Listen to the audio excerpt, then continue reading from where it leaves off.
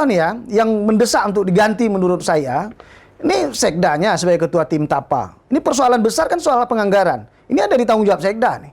BKA apa keuangannya nih. Saya jadi soal nih. Dua ini.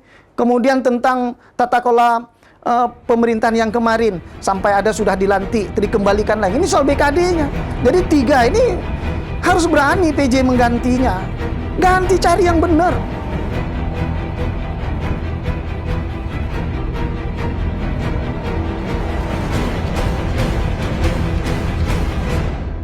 Assalamualaikum warahmatullahi wabarakatuh. Kembali lagi dengan saya Siti Aminah di channel PTM, tepatnya di episode kedua tahun ketiga edisi Kamis 25 Agustus 2022. Bagi rekan yang belum subscribe, silahkan subscribe, dan kita masih menunggu komentar yang membangun pastinya. Hari ini adalah hari ulang tahun PTM, ternyata pemirsa PTM ya. Kami dari manajemen PTM mengucapkan selamat dan terima kasih kepada semua subscriber yang setia menunggu video-video terbaru setiap hari Senin dan Kamis, dan terima kasih juga atas like, share, and subscribe-nya. Baik, kali ini kita akan membahas tentang PJ Wali Kota ya. Banda Aceh sibuk pencitraan sekda dan asisten manuver gantikan Bakri Siddiq, bersama narasumber kita Dr. Nasrul Zaman STMKes, pengamat kebijakan publik. Assalamualaikum Bang Nasrul. Waalaikumsalam. Ya, ini selamat ulang tahun PTM ya. Semoga tetap semakin dicintai oleh pemirsanya, kemudian semakin setia lah ya terhadap PTM. Dicintai dan dibenci pastinya. Karena kesannya terlalu selalu mengkritik. Kalau benci itu kemudian jadi cinta. Gitu juga cinta kemudian jadi benci. Dua hal yang nggak bisa dipisahkan itu.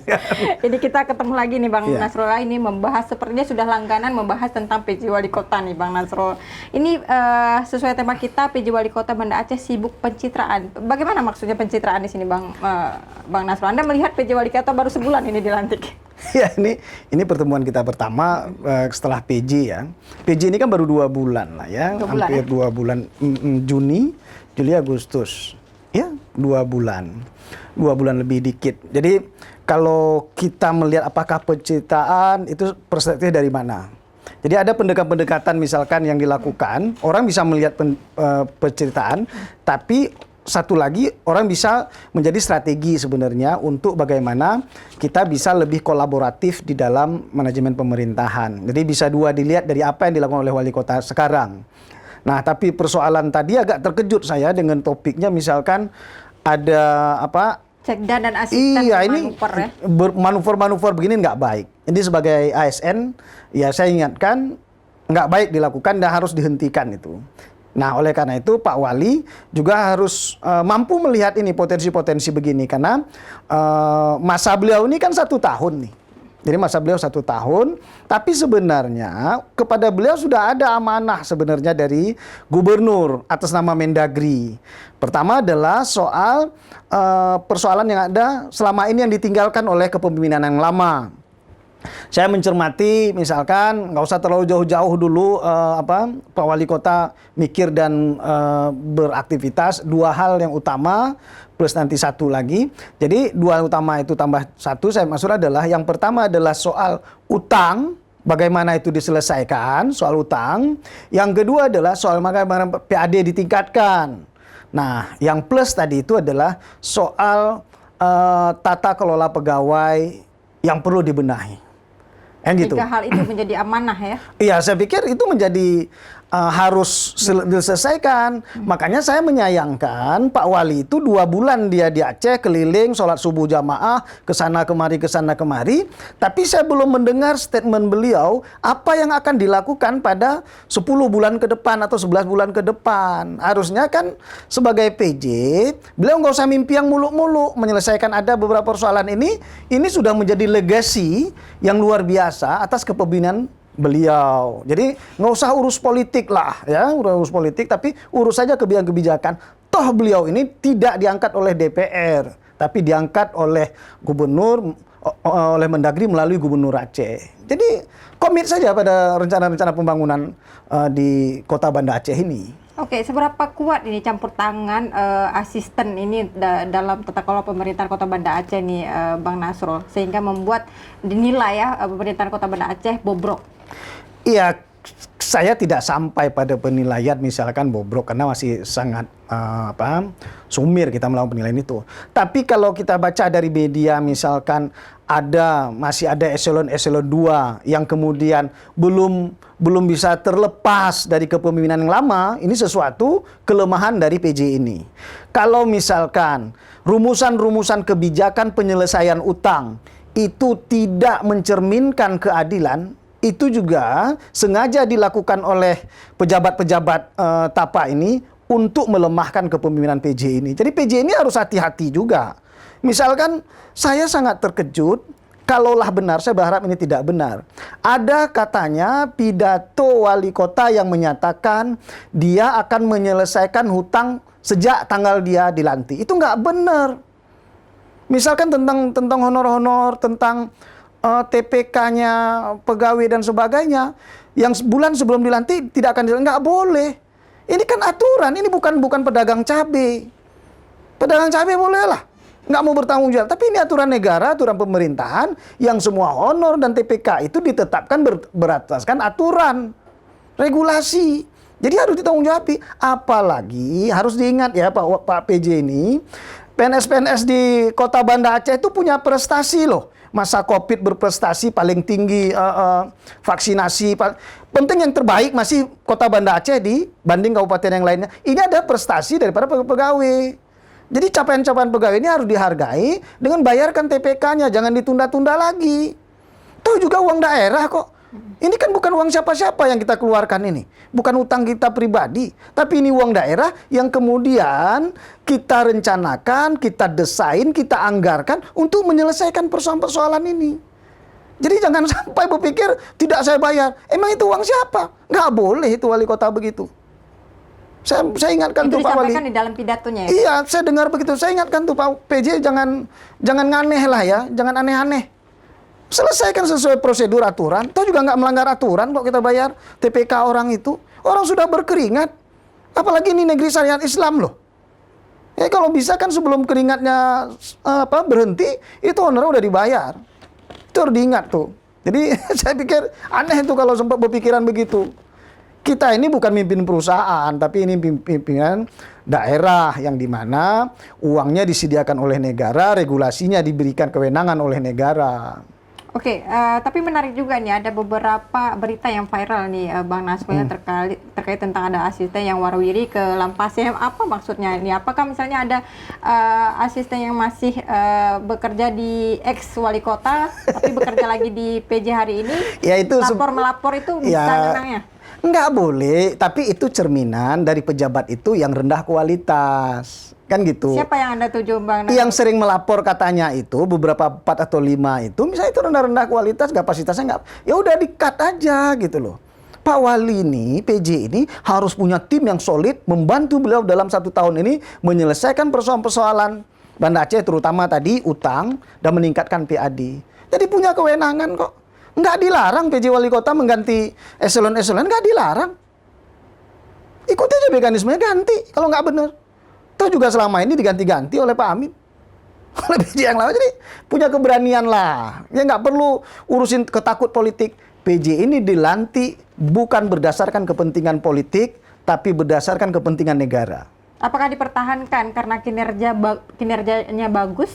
Ya kalau bagus dipertahankan, ya nggak bagus selesaikan. Karena masalah. Yang tadi misalkan 5 tadi itu ngelapor itu cerminan. Tapi katanya silaturahmi. Kalau silaturahmi sekali, tapi kalau hampir tiap kali kan bukan silaturahmi lagi, ngapain gitu loh. Itu nggak benar juga. Baik, tapi menarik ini Bang Nasrul ya, juga ini seberapa penting sebenarnya ini sejak PJ Wali Kota dilantik nih, para asisten dan kepala dinas terlihat seperti pamtuk. Emang itu tugas mereka sebagai PJ Wali Kota? Ya itu lumrah, kan lagi cari muka, takut diganti. Saya kemana-mana wali kota ikut. Tapi harusnya kan tunjukkan kinerja, boleh aja, nggak ada masalah lah orang supaya nggak diganti. Tapi itu dilakukan, tapi prestasi dan kinerja juga ditingkatkan di kantor. Karena saya yakin PJ Wali Kota ini adalah bekerja di pusat, jadi beliau punya cara pandang, saya pikir yang akan fair, ya, akan sportif untuk melihat kinerja eselon di bawahnya. Jadi jangan khawatir lah. Menurut saya begitu PJ wali kota ini. Tapi kita tunggu dalam bulan ketiga kalau nggak melakukan apa-apa juga kita jadi hopeless, kita jadi pesimis. Saya bulan pertama diangkat ketika dari pusat saya ada optimisme. Tapi bulan kedua ini mulai gak oleng nih optimisme saya nih. Tapi jadinya di bulan ketiga jadi pesimisme. Ya karena apa? Misalkan tadi soal utang, kita nggak tahu bagaimana tahapan yang akan dilakukan oleh gubernur berkaitan dengan komunikasi dengan DPR. Apa yang sudah disepakati mereka dalam penyelesaian utang. Besar loh, 23 miliar di 2021, kemudian 70-an miliar itu di 2022 ini. Bagaimana menyelesaikannya ini? Ini harus tahu masyarakat. Karena yang korbannya juga nanti masyarakat. Nah itu soal utang. Soal PAD misalkan. Ya, apa yang dilakukan oleh PJ ini dengan PAD? Belum ada langkah-langkah konkretnya. Misalkan kalau usul saya misalkan adalah strategi yang lama dilakukan oleh pemimpin lama itu udah usang, udah terbukti tidak meningkatkan PAD. Maka ada beberapa rekomendasi saya adalah tentang pengaturan klaster-klaster warung kopi. Yang mana mewah, menengah, kemudian kelas bawah. Nah, apa intervensinya? Mungkin kita bisa diskusi lebih lanjut tentang itu apa yang dilakukan sehingga PAD dari pajak makanan dan minuman itu bisa langsung masuk ke Pemko. Atau juga tentang misalkan IMB, kemudian soal infrastruktur yang lain yang ini harus dikutip. Nah, ternyata misalkan saya menemukan ada developer itu membangun rumah tipe 90 tapi laporannya sehingga untuk bayar PBB tipe 40 misalkan. Dan ini kenapa bisa terjadi seperti ini? Nah inilah yang harus dibenahi oleh PJ wali kota yang sekarang. Caranya adalah, ini saya kasih tahu juga caranya. Tambah aja tuh personil Satpol PP. Jadi nggak usah mikir-mikir minta kemana. Tambah personil Satpol PP, rajinkan dia keliling, rutin, kemudian nanti akan naik tuh. Akan tumbuh dia, dalam 6 bulan akan tumbuh tuh PAD-nya. Itu yang harus dilakukan PJ. Oh iya, yang taktis-taktis saja lah. Tapi kalau misalnya, karena ini permasalahan di PJ Wali Kota Banda Aceh ini kan masih kompleks nih Bang Nasrul. Artinya masih ada oknum-oknum tertentu ya, lapor-melapor. Atau mereka memang dianggap ini sebagai perusak. Bisa disebut seperti itu?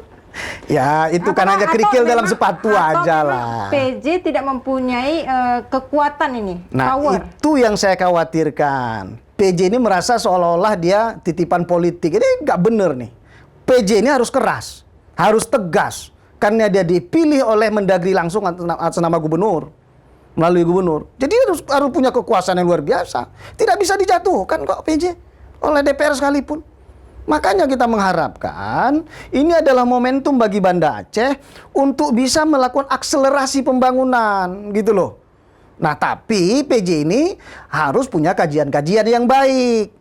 Oke, tapi Anda juga sebelumnya kita pernah berdiskusi juga Bang Nasrul masa Pak Amin ya. Itu bukan Pak Aminnya yang misalnya buruk, tapi memang tim-timnya. Apakah tim PJ hari ini juga dinilai buruk? Iya, kalau misalnya nih ya, kalau tim ini tidak diganti segera, ya, tidak dimutasi atau apapun namanya oleh PJ, saya pikir hasilnya akan sama seperti Pak Amin. Apa landasan hukumnya kalau misalnya timnya bisa jadi diganti? Begini, Undang-Undang ASN mengamanatkan misalkan kalau sudah 2 tahun dia bisa dimutasi, kalau 5 tahun bisa di bangku panjangkan misalkan. Nah ada tahapan mekanisme fit and proper test atau istilahnya job fit saja sehingga bisa cepat pergantian-pergantian. Bisa dilakukan kok, bukan yang luas. Ini contoh nih ya, yang mendesak untuk diganti menurut saya. Ini sekdanya sebagai ketua tim TAPA. Ini persoalan besar kan soal penganggaran. Ini ada di tanggung jawab sekda nih. BKA keuangannya nih. Saya jadi soal nih. 2 ini. Kemudian tentang tata kelola pemerintahan yang kemarin. Sampai ada sudah dilantik, dikembalikan lagi. Ini soal BKD-nya. Jadi 3 ini harus berani PJ menggantinya. Ganti, cari yang benar.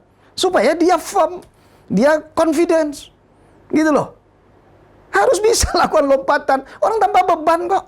Jadi kan PJ dipilih tanpa beban. Artinya dia punya tanpa mahar. Coba bayangin, iya dong. Punya power untuk menggantikan sistemnya. Iya, harus bisa lebih baik. Saya pikir cukup pengetahuan PJ ini, tapi berani atau enggak? Kalau enggak berani mundur. Saran saya gitu aja. Jadi itu disebut sekda dan asisten manuver Pak Wali Kota. Iya, nggak boleh itu ada manuver. Memang kita tahulah misalkan sekdanya dijemput dari PD dibawa kemari, toh di sana juga nggak punya prestasi kok sekdanya ini. Ya kita fair juga, rekam jejak itu kan bisa kita lihat. Apa prestasinya? Di sana diganti orang kok. Ke sini kita ambil, itu juga nggak ada prestasinya. Dan harus diingat, Sekda Banda Aceh itu dari dulu sekda terbaik loh di Aceh ini. Harus diingat tuh dari masa sebelum Pak apa ini, siapa? Pak Amiruddin, siapa? Ya, 2 kali sebelum itu masa Pak Mawardi itu sekdanya udah sekda terbaik. Tentang ukuran kinerja dan sebagainya itu sekda lama. Makanya kalau sekda ini nggak bisa mempertahankan, ganti saja. Banyak orang-orang Banda Aceh lain yang saya pikir punya kapasitas dan integritas untuk jadi sekda.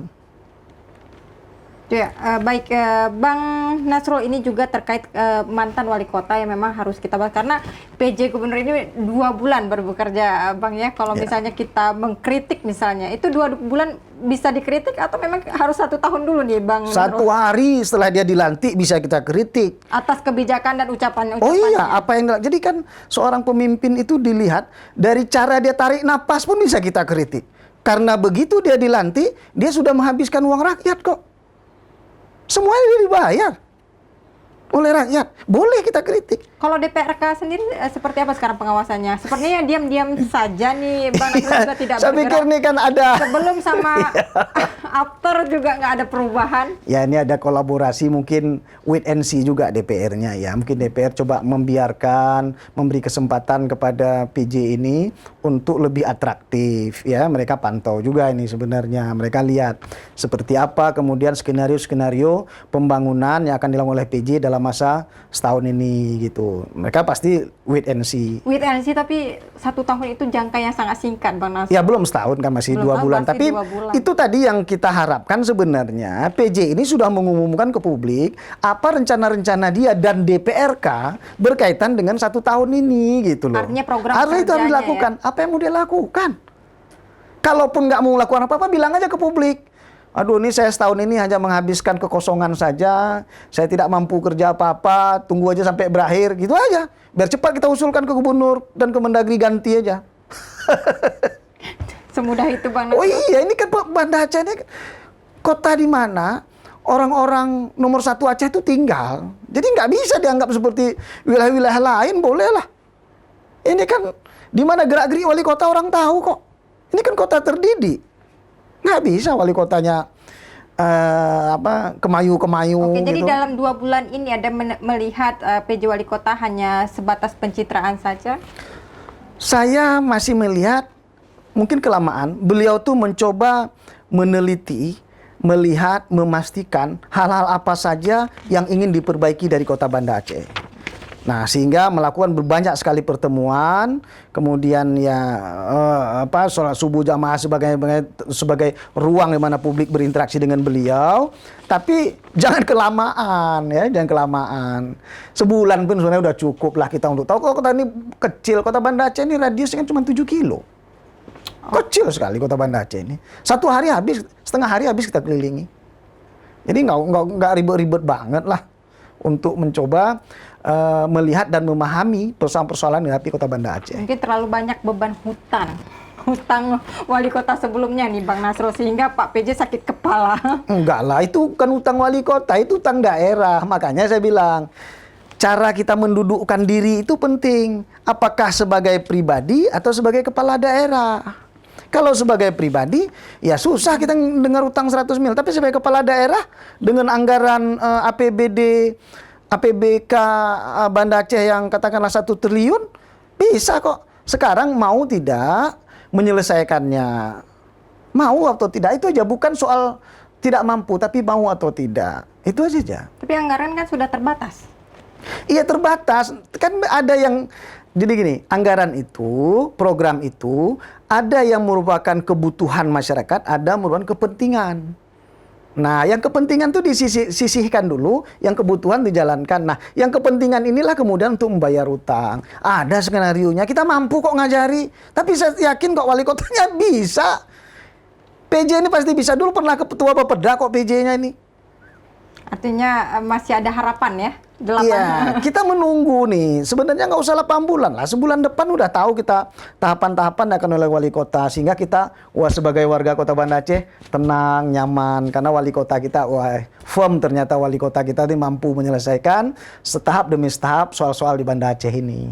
Oke, ini terkait juga soal wali kota sebelumnya nih, Bang Nasrul ya, memaksa ASN untuk membuka rekening lembaga keuangan mikro Mahirah Muamalah Syariah. Kenapa ya? Ya, saya pikir sesuatu itu yang bagus. Itu menjadi terobosan bagaimana kita menghidupkan LKM mikro untuk pembiayaan super mikro gitu ya. Tapi masalahnya lagi, jangan didorong cuma ASN, itu kan tanggung jawab pribadi ASN. Kenapa tanggung jawab pemerintahnya nggak kelihatan? Misalkan ada alokasi anggaran tiap tahun memang dialokasikan untuk Mahirah ini. Jangan diharapkan dari pegawainya. Terus pemerintahnya apa? Anggarannya semua dibuat untuk proyek, sehingga ya kita tahulah ada bagi-bagi cincai-cincai di situ. Yang cilakanya lagi, ini saya peringatkan ke Pak PJ Wali Kota. Saya tahu bahwasanya pemimpin yang lama itu selain ada pokir dewan, juga ada pokir, saya dengar itu, pokir wali kota dan pokir wakil wali kota. Ini nggak boleh. Makanya udah diurus rampangan masa lalu ini. Jadi ini harus di-cut bener oleh PJ Wali Kota. Nggak ada cerita lagi. Masa wali kota punya pokir? Aneh itu. Nggak ada itu. Pokirnya wali kota semua APBD itu, APBK itu pokirnya wali kota. Ya, aneh itu. Jadi jangan ngakal-ngakali anggaran. artinya Anda melihat PJ hari ini belum mengerti atau seperti apa mengelola tata pemerintahan Kota Banda Aceh? Saya yakin PJ ini mengerti tetapi ya? yang dibutuhkan tidak cukup. Tapi sampaikan ke publik. Karena PJ ini adalah pejabat publik. Jadi karena dia pejabat publik, sampaikan ke publik. Apa yang harus dilakukan? Berapa anggaran kita tersedia? Tahun ini berapa dibayarkan utang? Tahun yang lain apa? Kewajiban apa yang harus tertunda? Ya kan, kebutuhan rakyat apa yang harus kita kurangi? Disampaikan dong. Oke, ini lembaga keuangan mikro Mahirah Muamalah Syariah ini laporan dari masyarakat Kota Banda Aceh, bunganya lebih tinggi dibandingkan bank konvensional. Kenapa harus memilih yang Mahirah Muamalah nih, Bang Nasrul? Ya memang kalau soal keuangan, apa pemerintah ingin mendapatkan keuntungan lebih dari masyarakat? nggak bisa, karena LKM ini sebenarnya karena yang diurusi adalah kecil-kecil kan pembiayaan mikro nih. Ya memang pembiayaan mikro biasanya kalau pinjam 500.000 misalkan, kalau cuma seperti bank konvensional juga, misalkan 8% misalkan ya, 8% lah, tapi kan lah 10% misalkan, kalau 500.000 berarti kan cuma 5.000 tuh. Nah ini sebenarnya karena polanya super mikro. Nah kalau juga dibuat 10% begitu, tanpa ada subsidi dari pemerintah, itu tadi bilang bantuan pemerintah, agak sulit operasionalnya nanti. Karena kan butuh tenaga orang untuk mendampingi. Jadi capek kita memang mengurusi, makanya nih bank-bank konvensional besar kan nggak pernah mau dimain di unit-unit super mikro begini. Karena memang ribet, karena butuh energi, butuh tenaga yang banyak, kickbacknya kecil. Gitu ya, kickback yang kecil. Nah, ketika misalkan ada Mahirah, bagus, tapi pemerintah Kota Banda Aceh jangan hanya melahirkan, tapi tidak membesarkan. Nah, jangan tadi pegawai didorong, iya udah bagus. Tapi selain pegawai didorong, bagaimana perhatian pemerintah kota sendiri. Tiap tahun berikan dong, misalkan alokasikan 5 miliar, 10 miliar. Sehingga dengan banyaknya modal mereka, maka dia bisa menurunkan suku bunga pinjaman. Nah, kalau memang kelola kecil, ya bunga pinjaman kecil, dia nggak sanggup tuh sewa kantor pun nanti. Tutup juga pada akhirnya. Jadi memang itu variabelnya banyak bicara tentang keuangan mikro. Tapi yang paling penting adalah perhatian Pemko selama ini. Itu yang dibutuhkan. Malah saya dengar kan cuma baru sekali, yang dulu aja dibantu 5 miliar, 6 miliar, habis itu nggak pernah dibantu lagi. Hanya dorongan PNS buka rekening di situ. Kan aneh juga itu. Buka rekening tapi tidak pernah menabung. Iya, sama aja.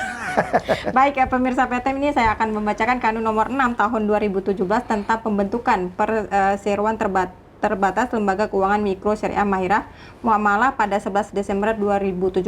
Ini mereka sudah 5 tahun menjabat, yaitu pertama T. Hanamsyah ya, Direktur Utamanya, kemudian ada Mufid Al-Kamal, Direkturnya, kemudian Ahmad Nizam SEMM, itu Ketua Dewan Pengawas Syariah, dan juga Muhammad Daud Komisaris Independen, dan Bahagia Komisaris Utama. Dan ini lagi orangnya, Bang Nasrul. Iya, ada penyakit memang tidak hanya di pemerintah kota tapi di provinsi. Selalu misalkan kayak ini komisaris lah, dewan pengawas, semuanya pejabat-pejabat itu lagi.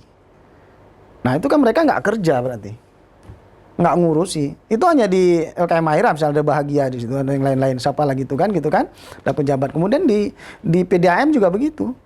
Misalkan, artinya orang-orang seperti itu tidak bisa digantikan atau memang sudah? Ya ini menjadi kemauan PJ Wali Kota lah. Saya pikir dievaluasi lah semuanya, termasuk nanti misal PDAM, rumah sakit, dewa rumah sakit, kemudian pasar dan sebagainya. Yang ada BUMD di Kota Banda Aceh dievaluasi oleh PJ. Bentuk saja tim untuk mengevaluasinya. Yang pertama adalah kalau komisaris kan gampang kali mengukurnya. Berapa kali dia pernah rapat, apa rekomendasi yang pernah dia berikan, usulan-usulannya. Bisa dinilai dari situ saja keaktifannya. Begitu juga dengan dewas-dewas di beberapa tempat. Saya pikir mudah kalau memang PJ Wali Kota ini mau gerak cepat. Gercep ya kan. Kalau gercep nih keren. Karena jangan khawatir PJ Wali Kota di Banda Aceh ini punya sumber daya apa saja yang beliau butuhkan, ada. Jadi nggak usah kayak kalau di daerah ya sulit. Oh saya mau menganalisis kinerja ini tapi nggak ada orangnya, bener. Tapi kalau di Banda Aceh nggak lah, tinggal datang ke kampus Unsia, selesai itu barang. Semua data ada iya, ya. selesai itu barang, semua keahlian ada. Jadi nggak usah khawatir kali lah kalau memang Pak PJ ini punya niat dan kesungguhan membangun Kota Banda Aceh, maka ini adalah momentum bagi Anda untuk membuat pondasi, apakah pondasi good governance atau pondasi good planning bagi Kota Banda Aceh. Oke, Bang Nasrul, Anda melihat ini, kalau misalnya dulu Anda menganggap Wali Kota Amin gagal total dalam pemerintahan di Kota Banda Aceh. Kalau misalnya Anda melihat PJ hari ini ya, seperti apa? Apakah ada harapan gagal lagi? Ya Pak Amin nggak bisa kita bilang gagal total, tapi ada beberapa yang gagal. Tapi pada ujung beliau berujung dengan tidak baik, ya, dengan meninggalkan utang. Jadi keberhasilan selama 4 tahun akhirnya musnah karena di akhir penghujung tahun beliau tidak mampu ya melakukan hal yang baik bagi Kota Banda Aceh ini gitu. Jadi untuk PJ ini saya yakin kalau polanya dirubah, jadi polanya jangan lagi berpolitik ria, tapi bekerja ria, ini akan lebih baik. Tadi saya bilang 2+1 tadi itu aja dilakukan dulu lah ya, selesaikan utang, kemudian naikkan PAD, bereskan eselon-eselon pejabat yang nggak benar. Dibereskan, bukan digantikan. Ya, dibereskan. Ya, bisa menggantikan, bisa dimutilasi juga boleh lah pejabat-pejabat itu kalau nggak benar. Nah, soal Al-Mahirah tadi, kalau sudah 5 tahun, ya perlu di-refresh kembali tuh jajaran kepemimpinan di situ di-refresh. Kalau memang masih bisa meningkatkan kinerjanya, pertahankan. Kalau enggak, ya mau nggak mau harus diganti. Jadi evaluasi ini evaluasi yang biasa di dalam tata kelola pemerintahan atau tata kelola organisasi. Nggak ada perlu misalkan, ini soal nggak ada. Ini soal murni memang kebutuhan pemerintahan atau kebutuhan organisasi. Baik, Bang Nasrul, karena waktu kita sangat terbatas untuk closing statement nih, Bang Nasrul silahkan sampaikan kepada pemirsa PEHTEM yang di rumah ataupun harapannya kepada PJ Wali Kota Banda Aceh selama 1 tahun untuk menjabat kota. Ya, pemirsa PEHTEM saya pikir kita terus berbahagia dengan PEHTEM ini memberikan banyak informasi-informasi penting terutama tentang perkembangan daerah kita, Banda Aceh dan Aceh secara umum. Nah, kepada Pak PJ saya pikir konsultasinya itu ke publik lah, sampaikan ke publik apa yang akan Anda lakukan dalam 1 tahun ini, terutama dalam 3 hal tadi, sehingga kami sebagai kota warga Banda Aceh bisa memahami Anda ini memang dibutuhkan oleh Banda Aceh. Atau jangan sampai kami berpikir PJ Wali Kota hanya menjadi beban bagi warga Banda Aceh. Itu penting sekali. Karena kami nggak usah mimpi misalkan, oh air bersih harus pasti. Kami juga paham sampai di mana apa kemampuan Pak PJ dengan setahun ini. Nanti kan dievaluasi. 6 bulan pun udah dievaluasi PJ ini. Jadi kita berharap PJ ini ya menjadi harapan, bukan menjadi beban bagi warga Banda Aceh. Baik, terima kasih Bang Nasrul atas waktunya. Baik pemirsa PTM, tonton terus channel PTM di setiap hari Senin dan Kamis pukul 10 pagi. Dan jangan lupa tekan lonceng agar mendapatkan informasi terkini mengenai situasi di Aceh pastinya. Jangan lupa like, share, and subscribe juga podcast kita. Dan saya Siti Aminah, mohon undur diri. Assalamualaikum warahmatullahi wabarakatuh. Waalaikumsalam warahmatullahi wabarakatuh.